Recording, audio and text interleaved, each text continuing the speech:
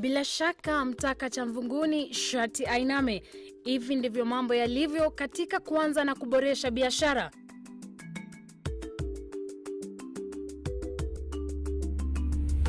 Kipindi cha biashara za familia kitaangazia biashara zilizofua dafu na zinamilikiwa na familia.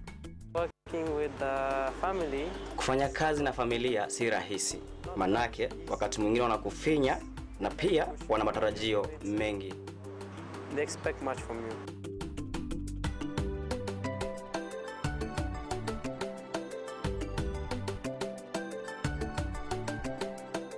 Ungana nami Vanessa Ndavi ndani ya TV47 tutalii bahari hii pamoja.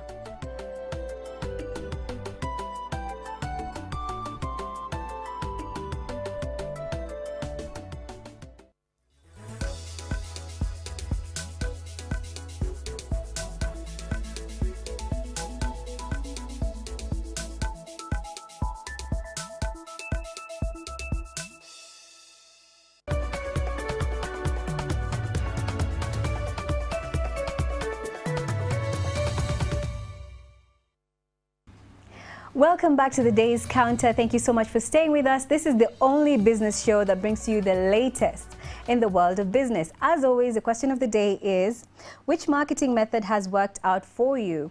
Which marketing method has worked out for you? Tweet us to @TV47KE and @Lucy_Riley with the hashtag Day's Counter. All right. Thank you so much. Again, the previous conversation was quite interesting with Centonomy. And now in studio with us is the CEO of Aurak Branding, Mr. Githera Munene. Thank you so much for being in studio with us. How are you doing today? I'm doing fine. Fantastic. Yes. So basically, we're going to talk about the topic of branding. Yes. But again, the question of the day is, which marketing method has actually worked for you? So for Aurak Branding, what would you say has contributed really to the success of this particular company? Thank you for having me. And I'd say for us, what has really worked is social media and Google advertising. Yes, those are our two main methods of getting our brand out there. Now, demystify on Google Ads. Google Ads is basically where you place your ads on Google, on your website. And because Google is the place people go to look for what they want.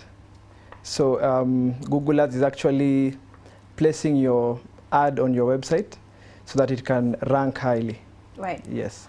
So when you really look at it, you find that we use SEO, search engine optimization, so that your particular results can come up at the topmost as a result of probably traffic that's actually come to your website. Yes. How does one achieve this when they've started a business or they have a particular brand or company that they want to actually get more customers at the end of the day? How do they utilize Google Ads and SEO in order to ensure more traction and more traffic to their particular website and business? The best way to do that is using content and keywords. Basically, good content make sure that it's reachable and your visibility is out there. Keywords make sure that every time someone is looking for something in particular, like let's say for example, I'm looking for a jacket and I type best jackets in Nairobi. If your business has Google Ads, those are the first websites I'll see. And as people say, you can easily hide. If you want to hide a dead body, you hide it on the second page of Google because no one goes there. Absolutely. Yes. No one goes there. Yes. So if your ranking is good using keywords and content, that is a first step of actually building traction for your website. All right. So Yes. first get your rankings up and your content and then the keywords that you use. How would you know which words to use? Because you've seen timelessly on YouTube, there's a lot of YouTube videos that kind of try and train you on how to get your rankings up. So what would you say you can do? What you do is you get all the services you do. Then you add a phrase, something that people use a lot, phrases that people use a lot. Then you make them your first 10 keywords. You start with them. Then maybe after a week or two, you can check the bounce rate. The bounce rate is, they are keywords that people don't use online. So you can say I started with 10 keywords, only 5 are being used. So I'll either change the 5 which are not being used, or add some phrases that people can actually use, so that all the keywords can be effective. Yes. Now, earlier on, you did mention that you've been in this particular industry for about 4 years. Yes. Really, don't you think that the market is quite saturated in this particular area of branding and marketing and advertising? And how have you been able to cope with that particular challenge? Yes, the market is a bit saturated, and it's a bit unfair to young entrepreneurs because the big boys have the networks and the budgets to do so much. But you have to be very creative, you have to believe in yourself, and you have to be very innovative. For us, 2 years ago, we developed a digital branding curriculum, which we train businesses and companies for free. And because when we got into the market, we realized there was a big knowledge gap between brand owners and ad agencies. So we had to innovate something that could get us into that space. So that has been our growth point. Yes. Right, and you did talk about social media, and that's Yes. really played a big role in helping you create traction. Yes. So would you say then your largest target audience are the youth and people aged anywhere between 18 and 40, or really, who are you targeting when you use social media? Yes, that is our, you see, like we usually advise our clients to be in at least 4 social media platforms, because they all play different roles online. Like you find someone like my mom is on Facebook, but she's not on Twitter or on LinkedIn. Right. Yes, my 24-year-old brother is on Instagram. He doesn't care about the rest. So different social media channels play different roles. So you have to be in all the platforms. You have to know who is your target audience. You know, currently most of the organizations, most of their marketing managers are between 24 and 34. You know where to get them. So that is how we work out all those factors.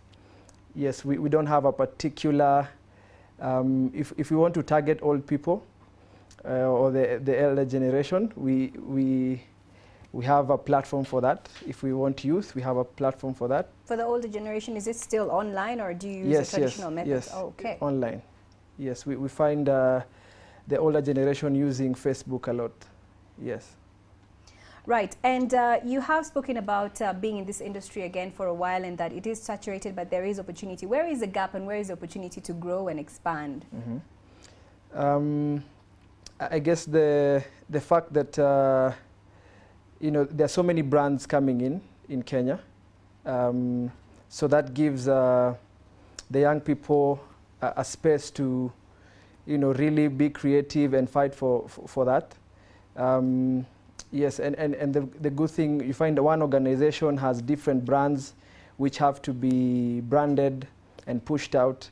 So that is the big opportunity that people can take advantage of.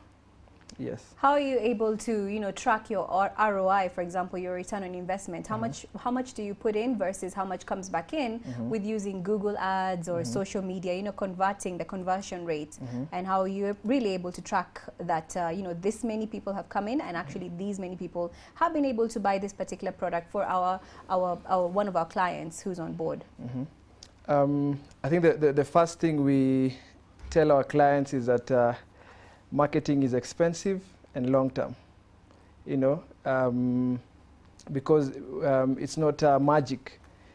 We don't come in and sales start coming in. We have to build trust with the audiences. But how we do that, we have how we analyze our data, yes, and how, you know, the customers are coming in. We also send if we all the inquiries we get online, we usually send them surveys just for them to fill in and see where we are with the marketing. Yes.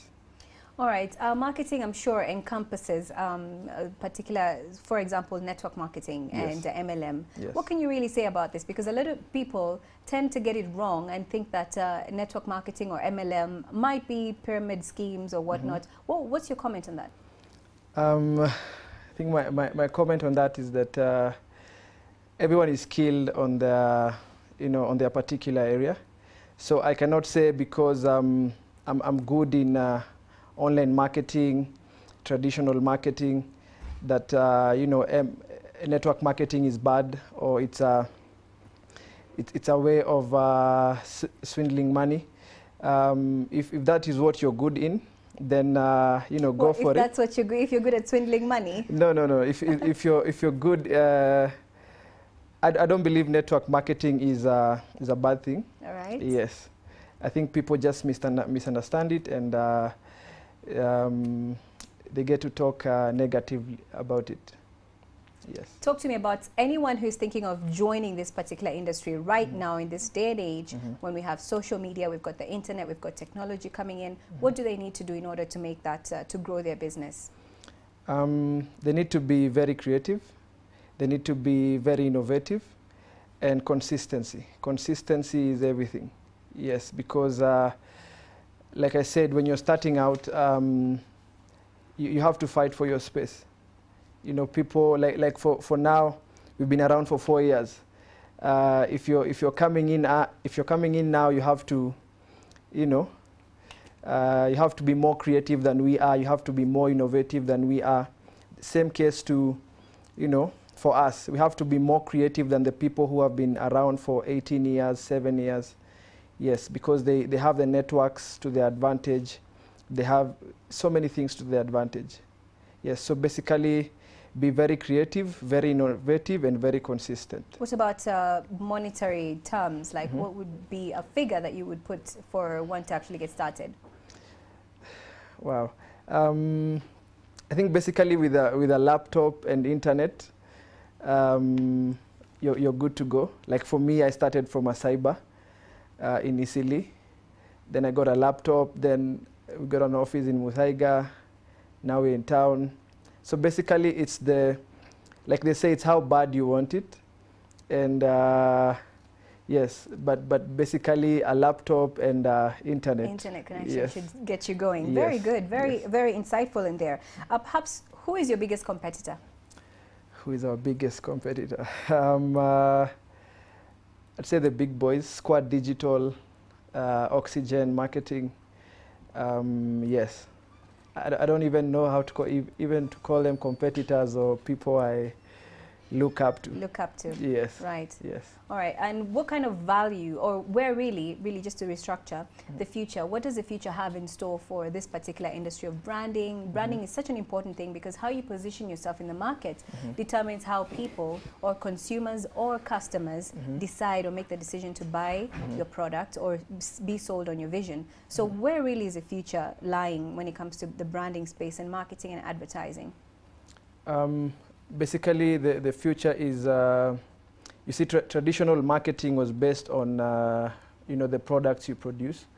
Modern marketing is now being based on customer satisfaction. And branding is driving that. Engagement, interaction, visibility is driving all that.